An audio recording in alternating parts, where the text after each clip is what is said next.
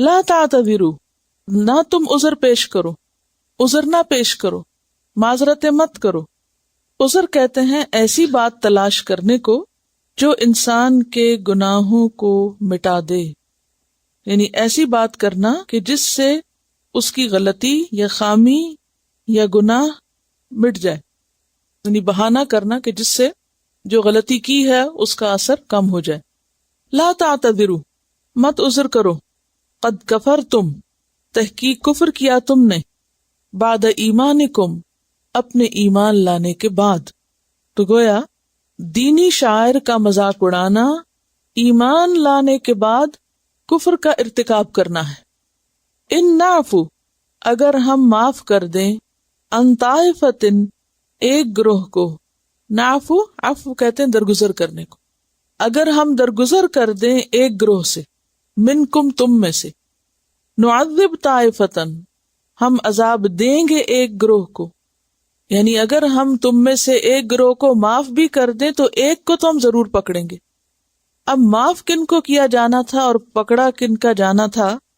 سب لوگ جو کوئی غلط کام کر رہے ہوتے ہیں وہ ایک درجے پہ نہیں ہوتے، بعض لوگ تو اس کی ابتدا کرنے والے ہوتے ہیں، اور بعض لوگ اپنی کم عقلی اور ناسمجھی کی وجہ سے ان کو فالو کرنے والے ہوتے ہیں، وہ بغیر سوچے سمجھے کود پڑتے ہیں صرف ماحول سے متاثر ہو کے۔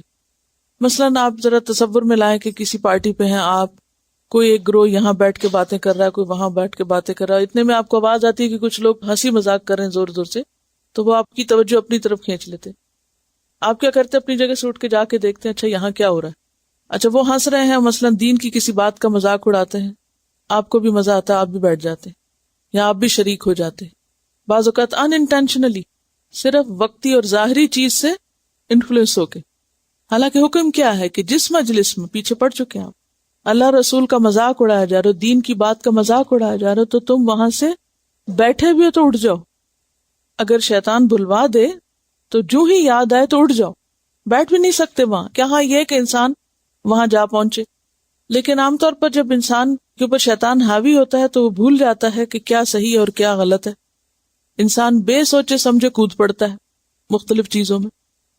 اور بعض اوقات یہ بھی ہوتا ہے کہ اگر سارے لوگ کسی بات پہ ہنس رہے ہیں تو آپ کی خاموشی بھی عجیب لگتی ہے، تو آپ کو تکلفاً ساتھ دینا پڑتا ہے۔ ایسا بھی ہوتا ہے نا، بعض چیزوں میں آپ نیت سے شریک نہیں ہوتے لیکن صرف مجلس کا ادب کرتے ہوئے اور ایٹیکیٹس کے خلاف سمجھتے ہیں آپ، اس وقت الگ رہنا یا اس سے ہٹ کے کچھ اور کرنا، تو محض دوسروں کو خوش کرنے کے لیے آپ اس میں کود پڑتے ہیں۔ پھر بعد میں آپ کو احساس ہوتا ہے کہ نہیں مجھے ایسا نہیں کرنا چاہیے تھا، کیونکہ جس کا ضمیر زندہ اس کو ضرور ندامت ہوتی ہے غلطی پر۔ ایسے میں انسان پہ توبہ کر لیتا ہے۔ ایسے لوگوں کی تو معافی ہے کہ جو بے سوچے سمجھے کود پڑے، جب اس سے باہر نکلے تو ضمیر نے ملامت کی اور توبہ کر لی۔ تو انہی لوگوں میں کچھ ایسے ناسمجھ بھی لوگ شامل ہو گئے، وَفِيكُمْ سَمَّاعُونَ لَهُمْ، پیچھے پڑھا نا آپ نے کہ تمہارے اندر ایسے بھی ہیں جو ان کی باتیں ابھی بھی بڑی دلچسپی سے سنتے ہیں یا ان کی باتیں ان کو بھلی لگتی ہیں۔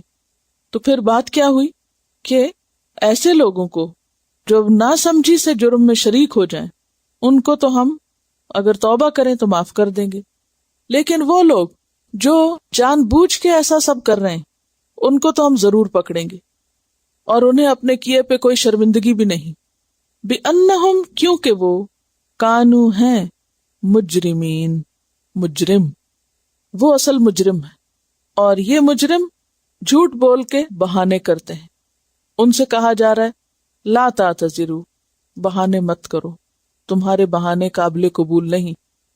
اب دیکھیے کہ غلطی کرنا تو غلط ہے ہی، لیکن غلطی کا عذر پیش کرنا اور غلطی کو پھر مزید غلطی سے ڈھانپنا اس سے بھی برا ہے۔ کہتے ہیں نا عذر گناہ بدتر از گناہ، گناہ کا عذر کرنا گناہ سے بھی بدتر ہے۔ مثلاً اگر کسی سے کوئی گناہ ہو گیا تو کیا کرنا چاہیے؟ شرمندہ ہو کے اللہ سے معافی مانگے، اور اللہ تعالیٰ معاف کرنے والا ہے۔ لیکن اگر کوئی شخص معافی نہیں مانگتا، کیونکہ معافی کب ہوتی ہے؟ جب آپ اعتراف کرتے ہیں کہ میری غلطی ہے، لا الہ الا انت سبحانک انی کنت من الظالمین۔ لیکن اگر آپ کہیں نہیں میری نیت نہیں تھی اور میرا ارادہ نہیں تھا اور فلاں وجہ تھا اور فلاں کی سبب ہوا اور طرح طرح کے بہانے شروع کر دے تو پھر وہ غلطی اور سنگین ہو جاتی ہے. کیوں؟ اس لیے کہ اس میں جھوٹ بھی شامل ہو گیا. آپ نے اپنی مرضی سے ایک کام کیا اور پھر آپ نے ذمہ داری بھی قبول نہیں کی، آپ ذمہ داری دوسروں پہ ڈال رہے ہیں. تو ایسا کرنا مزید بڑا جرم ہو جاتا ہے.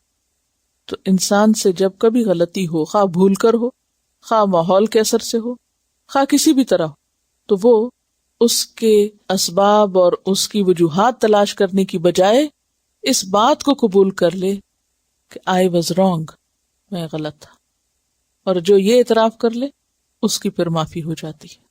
لیکن یہ اعتراف بہت کم لوگ کرتے ہیں، کیونکہ خود کو غلط کہنا بہت بڑے حوصلے کی بات ہے، اور یہی حوصلہ جس کے اندر آ جائے اور جو یہ کر لے وہی دراصل پھر اللہ کا پسندیدہ بندہ ہو جاتا ہے، اور اللہ تعالیٰ کی رحمت اور بخشش ایسے ہی لوگوں کے لیے ہے.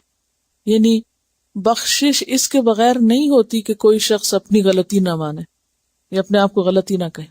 وہ کہے یا رب تو معاف کر دے، ویسے میں نے غلط تو کچھ کیا نہیں.